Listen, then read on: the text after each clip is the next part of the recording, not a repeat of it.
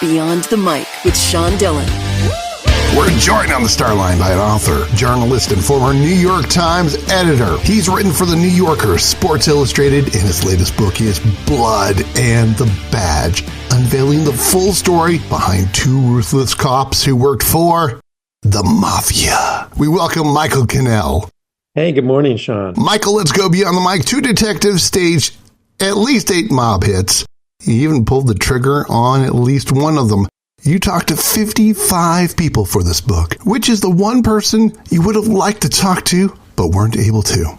Well, surely I would like to have talked to the prime mover in this story, who was a decorated detective named Louis Eppolito, who was born into a mafia family. His father was a capo in the Gambino crime family known as Fat the Gangster. And his uncle was a capo named Jimmy the Clam. It's like names right out of The Sopranos, right? And Louis rebelled against his family by joining the police department. It was an unthinkable act of betrayal. And he became a decorated detective, and then slowly his family reeled him back in. And he ended up on the mafia payroll, even as he was wearing the police uniform. And as you mentioned, he and his best friend and partner, Stephen Caracappa, facilitated murders on behalf of the mafia, and in at least one case, pulled the trigger themselves. Would I have liked to speak to him? Of course I would. Of course I would have. Louis appeared to have gotten away with this for decades, and eventually, in a kind of at the final stages of his career, he was caught and convicted and went to prison and died in prison. Every time I try to leave, they pull me back in. Yeah. What's the one fact from this case that's the one you find the most interesting? You did the research. What's the one that made you go, wow? Well, their patron in the Lucchese crime family was a mobster named Gaspipe Casso.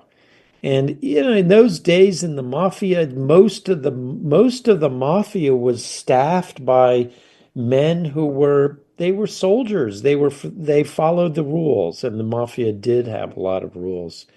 But Gaspipe Casso falls into a slightly different category. He was really like a serial killer. He was like a psychopathic killer, and he eventually flipped. He had spent his entire adult life killing informants, and then he became the biggest informant of all. But when he flipped and was debriefed by the FBI, he described the 36 murders that he had been involved in. So it's an unthinkable bloodbath that occurred in the streets of Brooklyn in the 80s and early 90s. Quote, criminal investigations can be like weather patterns swirling over unfamiliar territory. Yeah. The topography comes into view at its own pace, depending on how the wind blows, unquote. How many more dirty cops are still in the employ of the mafia, and are they as dirty as Eppolito and Caracappa? I mean, who knows? I'm not in a position to know what might be happening in out in Canarsie or Bensonhurst right at this moment. I think that corruption in police forces, particularly the NYPD, is probably forever. New York seems to be going through a spasm of corruption at the top of the police ranks right now, but we should point out that these are the exceptions. That most cops are, the vast majority of them, while they might be engaged in the most petty forms of corruption, they are for the most part effective and devoted public servants. And I don't want to cast all of these police as being corrupt. Eppolito and Caracappa were a once in a lifetime exception to the rule. And in fact, when word of their activities leaked out, most of their colleagues in the police department just simply didn't believe it. To be working for the mafia and killing for the mafia, it just seemed like it couldn't possibly be true, but it was. The book is Blood and the Badge. Michael Cannell joins us beyond the mic. And Michael, it's time for the Rockin' 80 random questions. Answer with the first thing that comes to your mind. There's no pressure. You wrote a book about him, so what's your favorite building of I.M. Pei?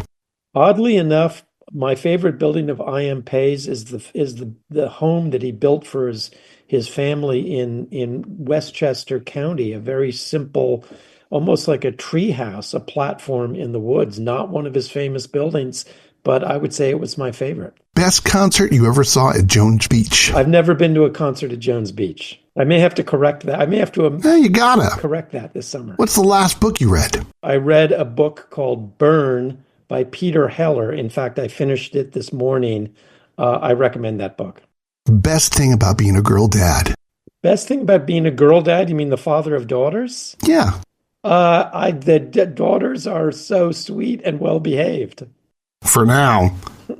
Which New York Mafia family intrigued you the most? Well, the Lucchese family was the family that Louis Eppolito and Stephen Caracappa worked for, and they were fascinating because they were in some ways dysfunctional. They were all about making the money, but in some ways they were like a wrecked family. How about your favorite memory at Fire Island? Oh, interesting question. Well, just being on that glorious beach on Fire Island during the summer, what can I say? I don't know if there's a specific memory, but just to be out there at dusk with my friends drinking a beer on the beach. I mean, what's better than that? Nothing better. What's the longest bike ride you've ever taken? Yeah, my brother and I once biked from Phoenix to San Diego. That was a long bike ride. Best place you've ever skied? Oh, well, my parents had a falling down crappy farmhouse in Vermont when I was a kid, and we would ski there, and it would not, the little local place we went would not qualify as one of the world's great ski areas, but we loved it, but man, it was cold. Let's sneak in two more with author of Blood and the Badge, Michael Cannell, beyond the mic. What does the power of the press mean to you today?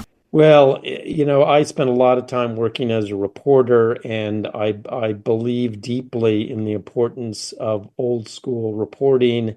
And if I could wave a magic wand, I would bring back all of the small and medium-sized newspapers in the country that have disappeared. I think that we need them. Do you ever see a fully legit American mafia? By fully legit, do you mean engaged in legal activities, legitimate activities? Yes. Well, that's the way the mafia was headed in its glory days. The idea was for the mafia to morph into legitimate businesses, and it was kind of part of the assimilation of the mafia. You think about the Sopranos, and Tony Soprano had moved to suburban New Jersey, and his daughter went to Columbia University. They wanted to try to be legit. I don't think it fully happens, and I think the wise guys are still out there doing their stuff. Time for one big question with author of Blood and the Badge, Michael Cannell, beyond the mic. How has writing this book changed you and the way you see justice today? Well, in the course of reporting this book, I was lucky enough to get to know, and in some cases become very close friends to some retired detectives, FBI agents, DEA agent, and they have lived a very different life than I've lived, and I can't tell you how much I respect them, and just to get to know them and become aware of the things that they had gone through in the course of their careers has just really enriched my life. He loved drinking a cold one at the beach with his friends, rode from Phoenix to San Diego on a bike, and wants you to read his book, Blood and the Badge. Michael Cannell, thanks for taking the time to talk with us today. Thank you so much, Sean. Thank you for your interest. And that, my friends, is a Beyond the Mic shortcut.